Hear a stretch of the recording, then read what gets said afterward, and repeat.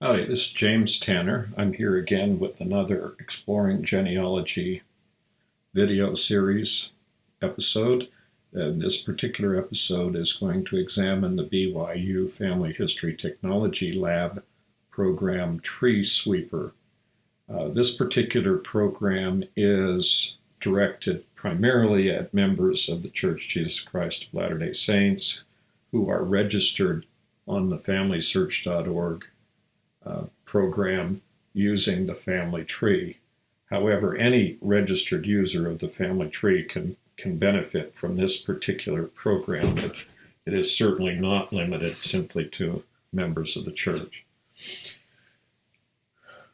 Tree Sweeper falls into the category of the programs that search for errors. FamilySearch.org has its own method of marking inconsistencies and errors with red exclamation points. And this program could be considered to be an extension of that process into many, many more categories of problems and inconsistencies. By clicking on the link to Tree Sweeper, we bring up another link that gives us a brief explanation of the program and then takes us directly to a login to FamilySearch.org. You would need to have a free FamilySearch.org membership user ID and password to use the program. It is connected directly to the FamilySearch.org family tree, so there's no other reason to use it. In the first thing that shows up is a Need Help menu that is quite extensive. If you click on that, you'll get some fairly long explanations of the program and a link to a tutorial, which we will skip right at this moment. And then you can begin the program itself, going back to Tree Sweeper. This gives us the menu where you can put in some settings on how you want the program to work.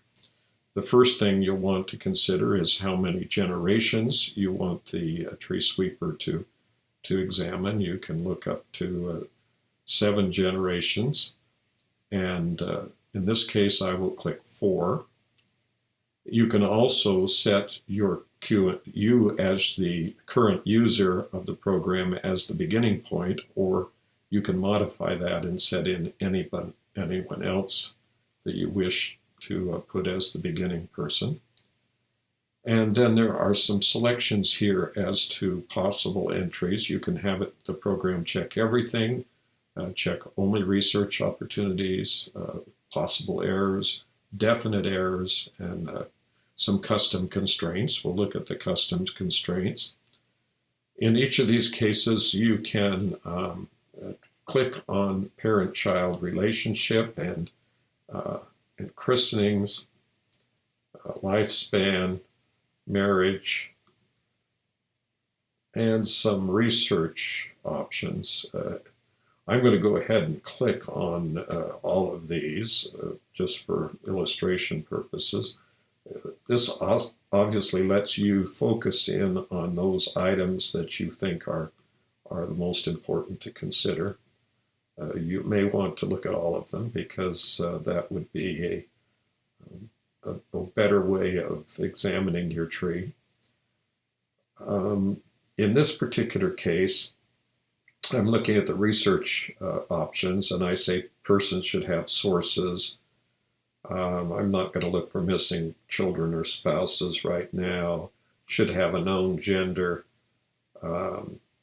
There's other things here that are very important, and you, as I indicated, may wish to click all of those. Once you're through making your selections, you can click on the Start Tree option, and it will start the tree sweep and give you a list of people that have a certain number of problems. And I'll look at that list. And here you can see that there are some individuals. There's some little flags here: red, definite errors, possible errors, some research opportunities, and then with green, the green arrows. There's zeros in most of these. We look down and see that there are some that have possible errors in the yellow category. You have to bear in mind that this is looking at the first 4 generations of my portion of the family tree, and a lot of work has gone into that. But there's still some problems that need to be looked at, and it's interesting that this is something that seems to be a continual issue. This case, it says that Thomas James Parkinson was christened when he was 22 years old. That's entirely possible. Parents may not have christened him when he was that young.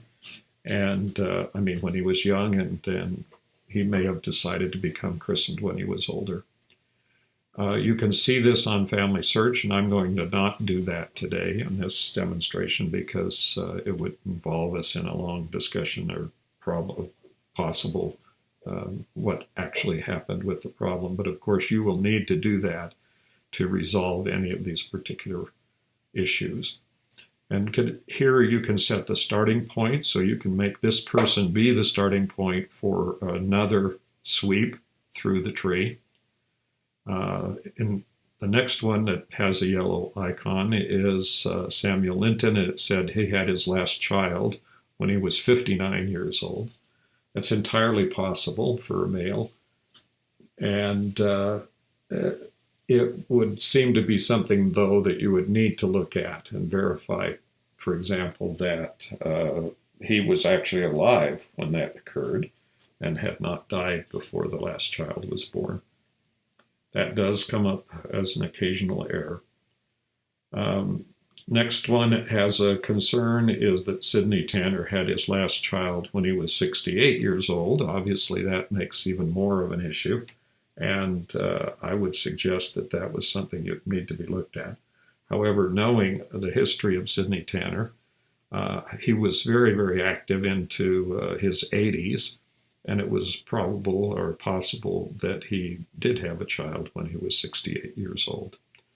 By examining each of these possible or definite errors, then you have a fairly good idea of things that you can work on in your family tree to improve the accuracy and make sure that the information is supported by sources and other possibilities.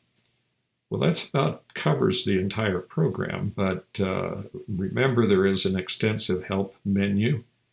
And I also would point out that this series of videos is being put on my own, initially on my own YouTube channel, and I would encourage you to visit the channel.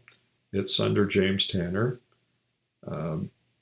and you can find that, and I would encourage you to subscribe to the channel because that way you'll get notifications of all of these videos. If you have any comments or questions or suggestions for new videos, be sure to send me a comment or to email me directly. And thank you very much for watching, and see you next time.